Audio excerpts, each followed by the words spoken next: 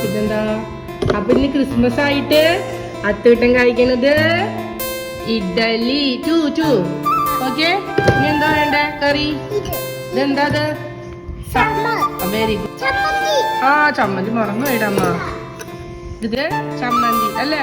കഴിക്കട്ടെ. ഓക്കെ, പിന്നെ അത്രയും കഴിക്കട്ടെ. ഒരു പീസ് എടുക്ക്, ചമ്മന്തി മുക്ക്. കഴിക്ക്, സാമ്പാറി മുക്ക്. ബ്രേക്ക്ഫാസ്റ്റ് എങ്ങനെയുണ്ട്? പറ. സൂപ്പറാണോ?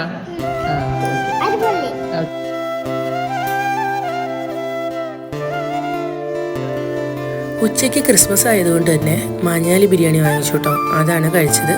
അതിൻ്റെ ബാലൻസ് ഉണ്ടായിരുന്നു. അത് തന്നെയാണ് നൈറ്റിൽ കുട്ടികളും കഴിച്ചത്.